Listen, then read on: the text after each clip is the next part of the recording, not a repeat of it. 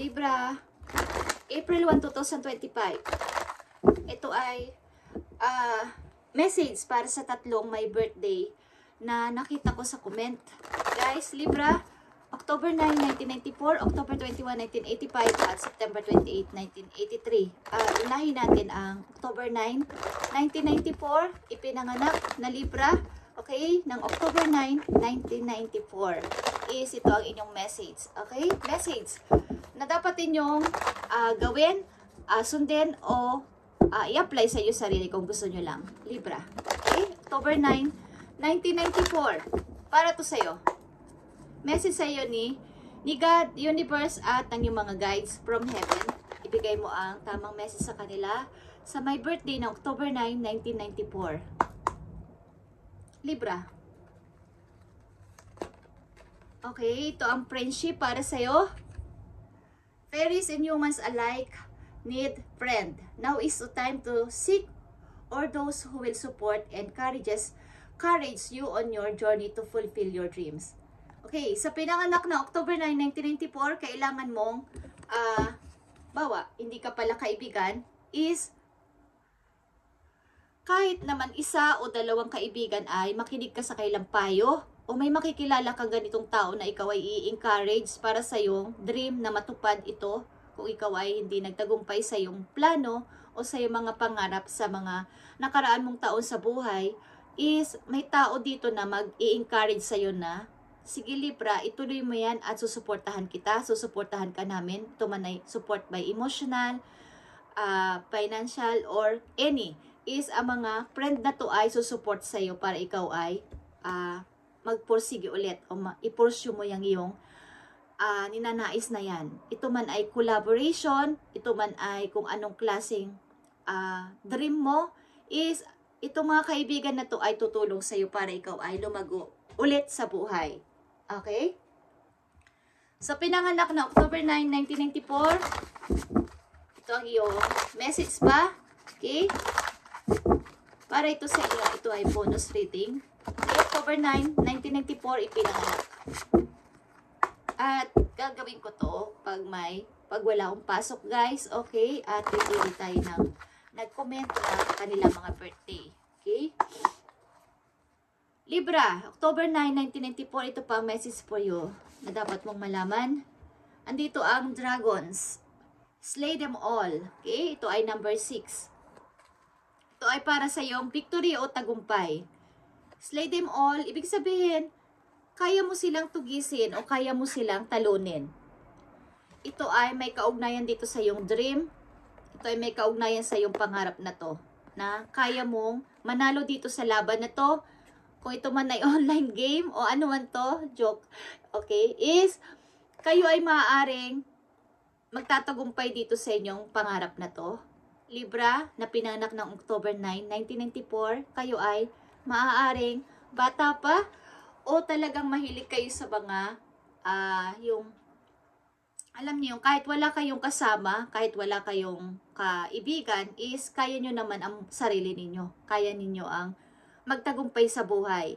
Kaya lang, sa buhay ng tao, kailangan din ng mga friends, kailangan din ng may mag-i-encourage, kailangan din ng may magpupush sa atin para tayo ay lalo pang magpursige. Kailangan natin ng inspiration, okay, sa buhay. Hindi pwedeng sarili lang din. At katulad din sa isang laro, kung kayo ay naglalaro ng online, na katulad ng nagsasalita ng Slay Them All, is kailangan din dito ng teamwork sa paglalaro ng mga ganito. Okay? Just saying. Okay, so pinanganak na October 9, 1994, kaya mong manalo dito sa pangarap mo na to, sa ipinaglalaban mo na to, kaya mo to mapanalunan. Okay? Ito ay number 6 at ito ay iyong victory o success. Okay, October 9, 1994, ibigay mo pa ang message dito, dalawang message para sa pinanganak ng October 9, 1994. Ito man ay paalala sa kanya. Okay, andito ang trap and fear. Ikaw ay natatakot. Ito ay nakakulong ka sa sarili mong takot. Ayaw mong lumabas sa sarili mo. Kumbaga, nawawalan ka minsan ng confidence. So, kaya nga nandito ang friendship. Kailangan mo ng mga tao mag-i-encourage sa'yo para mabuo ulit ang iyong sarili na ikaw ay may kakayanan, may tiwala dapat sa sarili, guys, okay? Na kaya mo bumangon dito sa pagkakalugmok na to, okay? Huwag mong pabayaan na ikaw ay nandyan lang sa sitwasyon na yan. Maaaring ikaw ay nadidepress o nai-stress paminsan-minsan o nagkakaroon ng hindi mahabang tulog, nag-iisip, nag-o-overthink, okay?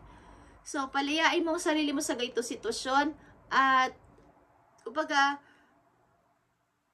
kaya mo silang talunin. Ano man itong sitwasyon mo, pinanganak ng October 9, 1994, ikaw ay magtatagumpay dito. Huwag mong pabayaan na ikaw ay kanilang makitang walang ginagawa sa buhay, walang kayang idesisyonan at walang kayang gawin sa buhay. Huwag mo silang pabayaan, okay? At ito pa, nakikita mo ang fertility. Gawin mo ay mag-grow ka sa iyong sarili, okay? Restart ito, about ito sa iyong pagre-restart. Ito man ay sa iyong mental, physical, or sa iyong emotional, o spiritual is kailangan ay baguhin mo ang iyong sarili at pilitin mong mag-grow again. Okay? At bumangon sa sitwasyon na to katulad ng sinabi ko. Okay? Pilitin mong bumangon sa sitwasyon na to at huwag mong pabayaan na ikaw ay malugmok dito at hindi makagalaw o makagawa ng action o decision. Okay, October 9, 1994, pinanganak. I need pa ng 2 messages dito para sa iyo. I need pa ng 2 messages dito para sa iyo. Okay. Andito ang 8 of Wands at 6 of Swords. Okay? Maaaring may taong gusto sa iyo talagang tumulong o ito man ay lovers o friend is may humahadlang. Something na ito ay online man. Hindi ko alam kung online kayo nag-uusap, but may humahadlang sa mga messages, nabablock ang mga messages at hindi mo natatanggap ang mga messages. So, maaaring meron ka nagugustuhang person online o meron ka magugustuhang person online, but nabablock o merong humahadlang sa mga messages na ito na hindi natutuloy, hindi nagda-direct. Kumbaga, direct message ito para sa'yo o para sa kanya, but nabablock at hindi nababasa. Okay? So, yan ay paalala sa'yo. Para pa sa'yo tong dalawang message na to.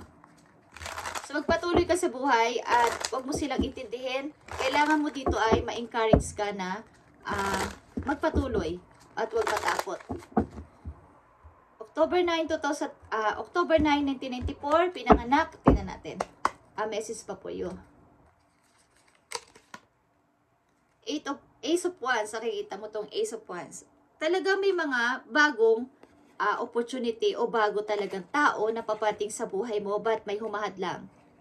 Ito ay maaaring, hindi ko alam ang dalawa na ang image dito. Itong image dito sa Eight of Wands ay parang invisible pa. Parang hindi mo alam kung sino ang nagbablock na mga messages o nagbablock sa'yo, but dito ay tuluyan nang nakikita ang kanyang image. Okay? Ito ay nabablock ang iyong swerte, nabablock ang iyong bagong mga makikilalang tao, mga bagong gagawin sa buhay, may taong humahadlang sa iyong pagtatagumpay. So, kailangan mo itong talunin o wag mo silang pabayaan na ikaw ay matalo nila. Slay them all. Yun ang message sa'yo. Okay? Slay them all. At nakaka-intriga ito, guys. Okay? May taong gusto sa'yo humadlang sa pag-re-restart mo sa buhay. Okay? O sa sa magagandang opportunity na paparating. May taong humahadlang sa'yo. Parang sa email, kung may email kayo na is yung mga spam. Mga ganon, guys. May mga virus na tao sa buhay nila. Okay. October 9, 1994. Last message for you. King of Michael is King of Sword. Nakikita nyo ang King of Sword. Wisdom and objectivity are important now. Stay in your integrity, a situation that calls you for honest and open communication. Kung sino ang mga namimit nyo araw-araw at mamimit nyo pa ay kailangan ng inyong pakikipag-communication na pakikipag-usap ay clear sa kanila at iyong tatagan mo ang iyong loob. Okay? Pilitin mo ikaw ay maging practical at logic sa mga susunod pang desisyon simula sa araw na to. Okay? Sa pinanganak ng October 9, 1994 is as of as a King of Michael o King of Sword ay ikaw ay maging matatag sa buhay at matigas na magsalita ng yes or no kapag ikaw ay sasagot. Okay? Kapag ayaw mo, magsabi ka ng no, walang takot. Kapag gusto mo, magsabi ka ng yes. Okay? Wala kang dapat katakutan. Okay. At October 21, 1985, pinanganak. Ito ang message for you. Ngayon ay April 1, 2025 at ito ang message para sa inyo guys. Sa pinanganak ng October 21, 1995, ito ang mahalagang message po you. 3 wisdom. Okay, 3 wisdom is this 3 will help you navigate through your current situation. Her float can reveal insights and answer through the songs it makes. Okay. Maaring guys, ang pinanganak na October 21, 1985 ay may mga hiningi kayong sign sa langit na kung ano ang mangyayari sa sitwasyon ko ngayon. Ano ba ang maaaring mangyari sa sitwasyon ko ngayon? Ano na ang kahinatnan? Ano ang magiging result? Okay, so humihingi kayo ng sign galing sa heaven. So maaaring dadaan ito sa music, guys. Sa mga music ninyong maririnig ang inyong mga answer na gusto malaman mula kay God. Okay, maging active kayo sa inyong mga naririnig at ang inyong maring kayo ay kumbaga ang inyong kutob, kabao ng nararamdaman ay active. Okay? At parang alam niyo parang ang kaba ko ay ganito. Yun ay totoo. Okay? At makinig kayo na mga karaniwan, mga common o hindi na naririnig yung sound, parang paulit-ulit sa inyong isip, bigla na lang tumutugtog sa iyong isip ay meron tong kahulugan guys. Okay? Meron tong kahulugan. Bawat lyrics na inyong naririnig. Something na ito ay sagot sa inyong mga hinahangad na sagot. Message po yun sa pinanganak na October 21, 1985. Ito ay about sa iyong kaalaman. Okay? Wisdom.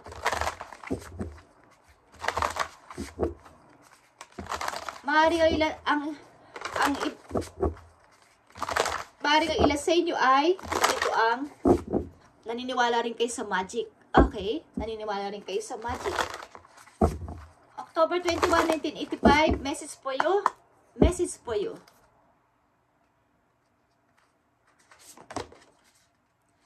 Andito ang mural. Be your own first priority. Simula sa araw na to ay, bigyan mo ng prioridad ang iyong sarili bukod sa iba. Bukod sa lahat. Okay? Bukod sa mga ginagawa mo everyday, sa mga mga involved na tao sa buhay mo, ibigyan mo ng prioridad ang iyong sarili simula sa araw na to na ako muna. Okay. Maari mga nakaraang taon-taon is ang dami mong pinahalagang tao at tinulungan or what is this time, ngayong April o ngayong 2025 ay ako muna. Maaring kailangan mo muna mag-focus sa iyong mga hilig at mga gustong gawin sa buhay. Okay. October 21, 1985, pinanganak. Message for you. Message for you.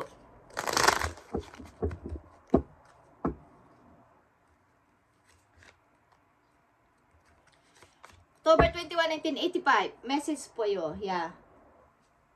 Ako muna this time. Hayaan ko na muna kayo. Hayaan ko na kayo sa inyong mga drama-drama dyan. At ako muna. Kailangan ko munang mag-relax. Lumayo sa inyo, okay? The Hangman is here, guys. And the 7 of Wands and reverse.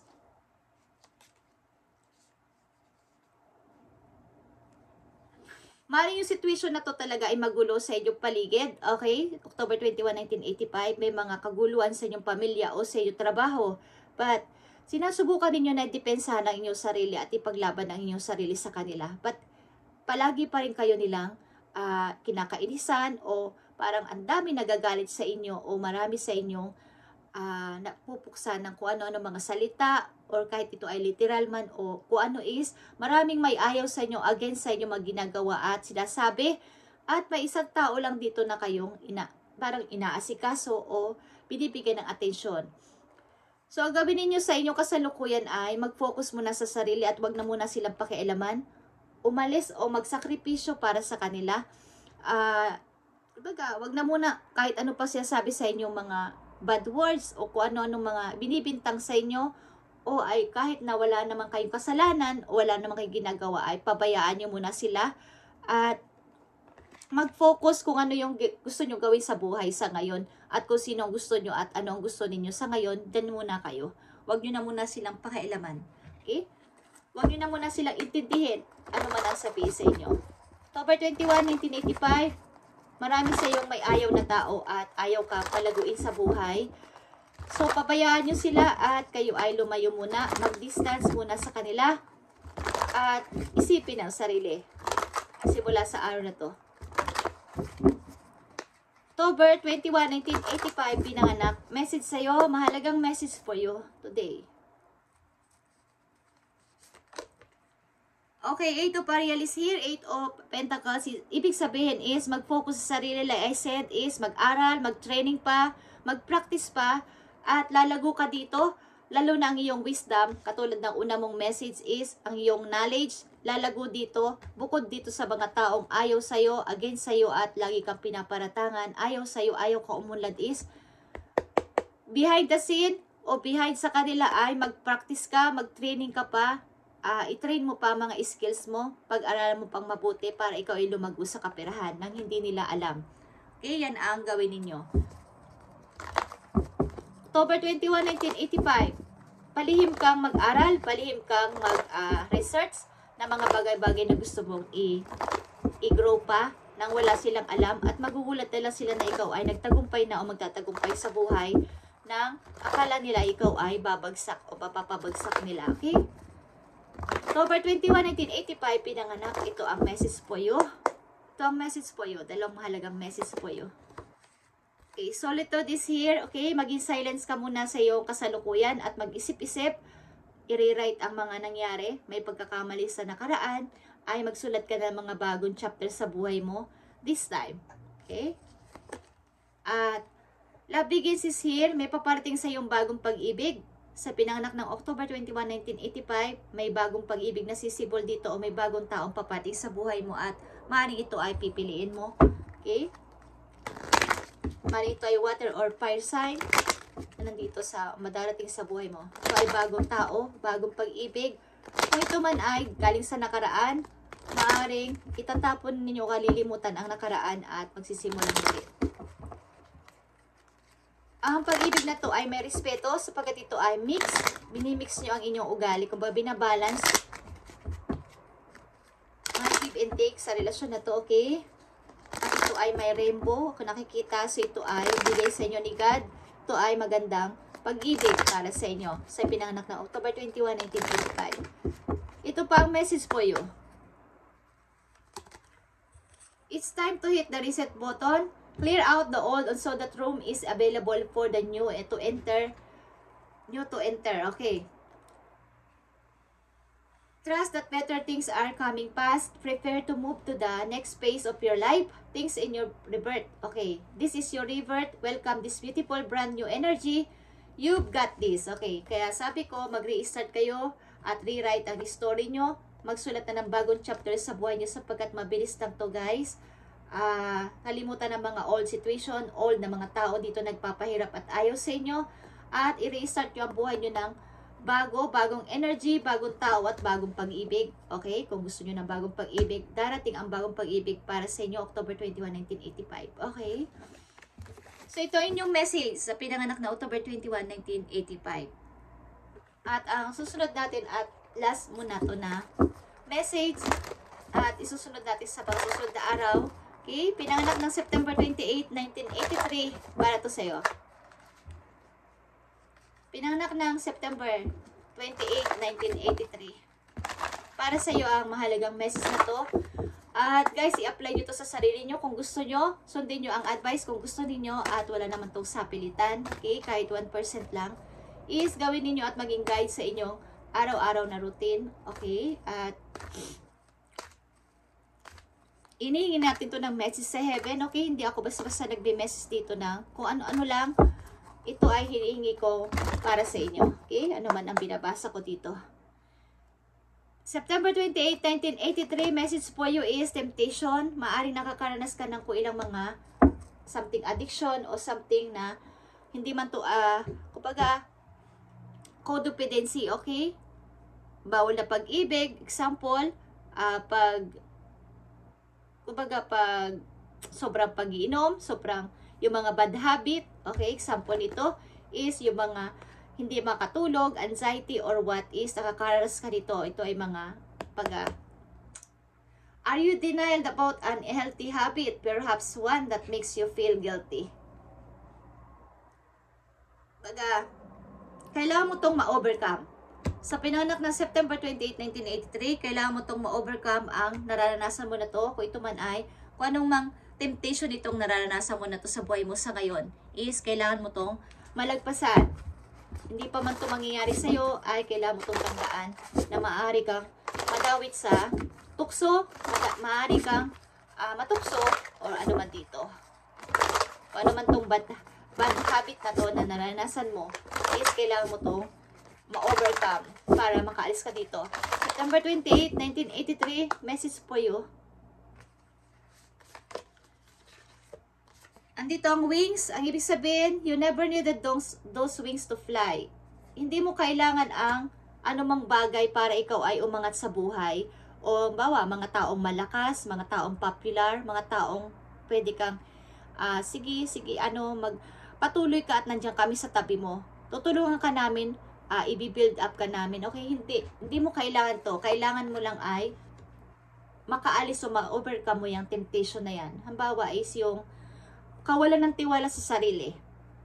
Hindi mo kailangan ng tulong ng iba at meron ka naman sariling skills. Dapat meron ka sariling talent but parang wala kang tiwala sa iyong kakayanan. Yun ay isa din yung temptation o unhealthy habit sa iyong sarili. Okay? Tingnan natin ang mga message pa po iyo para magkaroon ka ng kaalaman dito. Okay? September 28, 1983.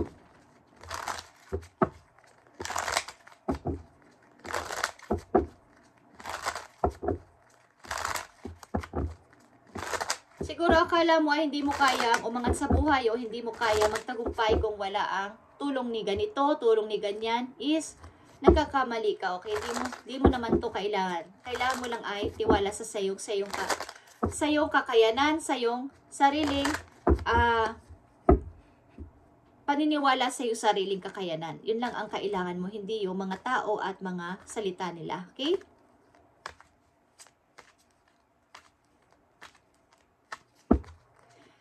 Message, pinanganak ng September 28, 1983. Ano pa message for you na dapat mong malaman? King of Pentacles is here and Three of Cups. Okay?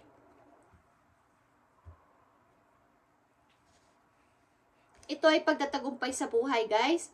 Pagiging isang magkaroon ng freedom sa iyong kakayanan sa pag-grow sa money. Okay? Maaring ang ilan sa inyo ay, di ko alam kung ikaw ay mahilig sa party-party, mahilig lumabas with friends para mag-inom-inom, is iwasan mo ito at huwag masyadong maglustay ng money para hindi ito ay mawala, para hindi ito maubos. Okay? Para hindi ka maubusan ng ipon. Kung ikaw ay mahilig lumabas at magpunta sa party-party. Kung hindi pa ito nangyayari sa iyo, ay iwasan mo to na maglustay ng money na yung pinaghirapan para hindi ka makaabot dito sa ikaw ay mahihirapan sa pera. Okay? September 28, 1983, pinanganak. Maaari ding magse-celebrate kayo ng iyong friends, mga ilang friends dahil may good news na papating sa iyo. Pilitin mo rin ikaw ay wag maging mataas ang pag-uugali dahil ikaw ay aangat sa buhay, okay? Ikaw ay magkakaroon ng kalakihan ng ipon. Huwag mong pababayaan na ikaw ay hindi na makakilala sa kanila. Mahalagang message sa iyo, September 28, 1983, pinanganak. Four of Gabriel is Four of Wands, guys. Is here, time for a celebration. Okay, like this. Mayroon kayong ikaka-celebrate, okay? September 28, 1983, pinanganak. may magandang, kumbaga magandang pagdating ng money na paparating sa'yo dito. Kaya lang, mayroon ditong guilt. Meron kang nararanasan na unhealthy habit. Okay? Sa pinanganak ng September 28, 1983. Parang guilty. Bakit ako, bawa, kayo ay nandito na sa pag-angat sa buhay at mayroon ng magandang buhay, may pera na, o may maganda ng, bawa, magpapakasal kayo o mayroon kayo isi-celebrate, may mga events mayroong guilty. May guilt kayong nararamdaman. So, wag nyo itong isipin, simula sa araw na to, release yourself from burdensome solution, okay, o situation. Kung kayo ay nandito na sa buhay na ganito, sa pinanganak ng September 28, 1983, iwasan na ang guilty dito at mamuhay ng masaya at i-enjoy itong sitwasyon na to, okay? I need message po you pa dito sa yung message today. September 28, 1983, pinanganak. Ito ang message pa para sa iyo. Ito man ay babala sa iyo o gusto pang sabihin. Okay? Nakita nyo ang victory in success and emotional withdrawal. Ibig sabihin nito ay kayo ay sa nahaba-haba ng inyong pagtitiis sa buhay, maaring kayo ay nagtagumpay o magtatagumpay na, lalo na sa larangan ng inyong career o sa inyong kapirahan. At sa to say pa, para sa iba ito ay sad, makakakilala kayo o nakakilala na kayo ng bagong pag-ibig, but may kaunti lang kayong guilt o something na nagigilty kayo. Hindi ko alam kung anong nagigilty ninyo sa inyong kaligayahan sa ngayon, but kailangan kayong mag-meditate at ilabas nyo ang mga bad ninyong nararanasan o nararamdaman sa inyong puso. Emotional withdrawal ito para kayo ay maging masaya na ng tuluyan sa pag-ibig na to, okay? Huwag nyo na kayong mag-guilt sa nangyari o mangyayari sa inyong buhay sapagkat ito ay inyong pinaghirapan o inyong pinagpagura naman kaya kayo naging matagumpay sa buhay. Okay? Something na may kakaselebrate ka o magsiselebrate ka. Hindi ko alam kung may darating, mayroong events o mayroong kasiyahan na mangyayari sa inyong tahanan. Okay? September 28, 1983, payo sa'yo. Payo sa'yo. I need message para sa'yo. Thank you po. Okay. Andito ang never allow yourself to be taken for granted. It is better to remove yourself from the situation than to be treated less than you deserve. You are precious. You are worthy. Okay? Huwag ka na mag-guilt like I said. Lahat ng iyong nakuha o makukuha ay iyo namang pinaghirapan. Katulad na sinabi ko, itong iyong mga nararanasan o mararanasan pa lang na to na paglago sa money at sa iyong paglago sa career ay iyong pinaghirapan at pinagpaguran. Remove yourself from the situation than to be treated less than you deserve. Kumbaga, hindi ka naman nila tinitreat ng maayos o binibigay ng halaga, remove yourself sa mga tao na yun o sa sitwasyon na yun. At maging masaya dito sa sitwasyon mo na to at mag-enjoy lang. Huwag mong ialawang yung sarili na ikaw ay kanilang binibigyan ng pagka-guilty. Parang sinasabihan ka siguro ng madaya ka or what ka is hayaan mo sila. Okay? Madamot ka or ano man yan is pabayaan mo sila sapagkat ikaw naman ang nandyan sa sitwasyon at ikaw naman ang gumagawa niyan. Okay? Thank you and God bless sa inyo lahat guys sa tatlong ito na aking nakita sa comment at ipapagpatuloy ko ito sa mga susunod na araw para sa inyo. Okay? Sa mga may birthday na ganito is para to sa inyo ang message na to at guide at gabay sa inyo at sundin nyo kahit ilang percent kung gusto ninyo at wala naman mawawala. Kung susundin nyo o hindi, nasa sa inyo ang pagdedesisyon. Okay? Thank you and God bless para sa inyo.